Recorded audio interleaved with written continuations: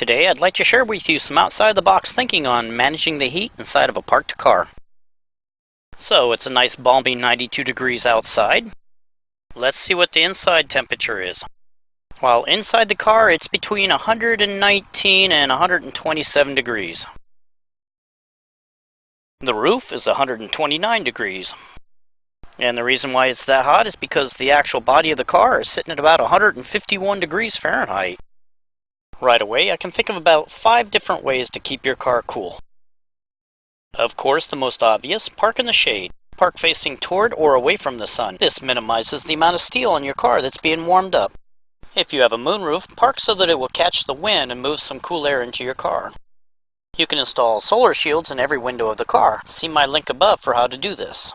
And finally, and as far as I know I'm the only person on the planet Earth that does this, install a solar shield on top of the roof. The shield is made out of a space blanket. Sometimes they're called emergency blankets. This blanket has the phenomenal ability to reflect 95% of the heat that strikes it. Normally it's used to keep a person warm. I use it to keep the heat out of the car. The shield is held on using magnets. The magnets are called ring magnets. They're incredibly powerful large magnets that I've salvaged out of microwave magnetrons. See the link above for the video on how I do this. This is what a magnetron looks like. And here are the magnets. It's another 92-degree day. The only difference is I've installed the solar shields in the windows and on the roof. Let's see what the temperature is now. 113 degrees.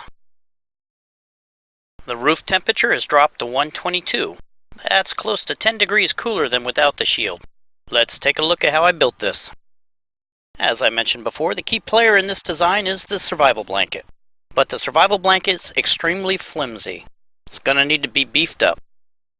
I did this by attaching laminated layers of different materials.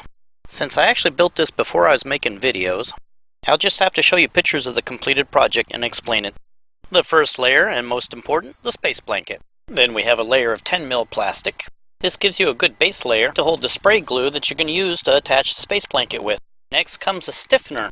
This is required to help make the shield lie flat on your roof. Additionally, it helps resist wind from lifting it up. I found that a fairway green indoor-outdoor rug works very well. It seems this particular material just likes to lay flat. And finally, a layer of felt. This is to protect the automobile's paint job. Now what you want to do is take the 10 mil plastic, the stiffener, and the felt, and cut them all to a size that will cover the roof of the automobile.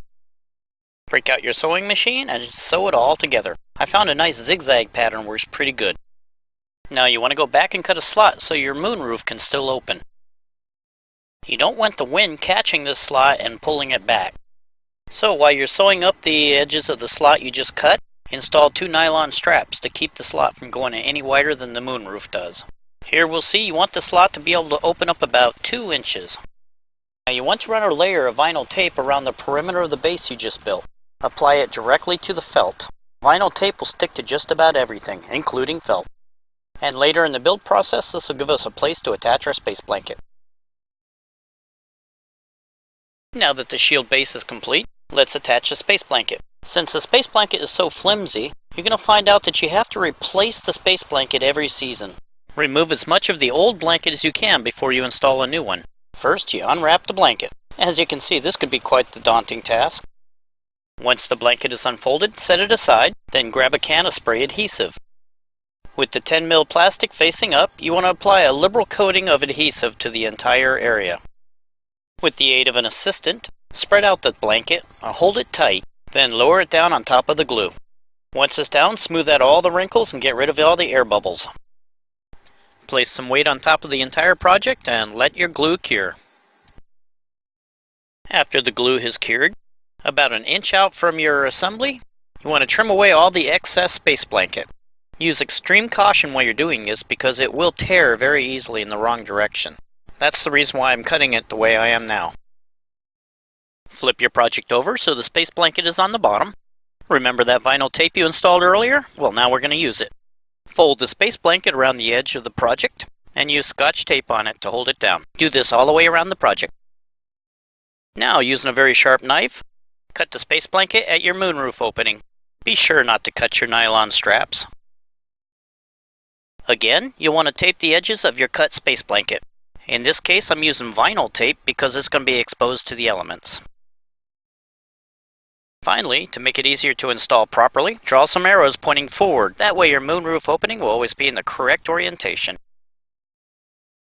Well, that's it, you're done. Combining the side window screens and the heat shield up on top of the car, you can now go out and sit in your car during lunches and breaks, even in the summertime. As a last little side note, let me give you a heads up on other people. Since this may look a little out of the ordinary compared to other people's cars, those people that never grew out of their high school peer pressure band camp may give you a little heckling for looking different. I found the most effective way to deal with them is to tell them when you're sitting in the car with all this stuff on, the voices in your head go away. They will usually leave you alone after that. Well, thanks for watching.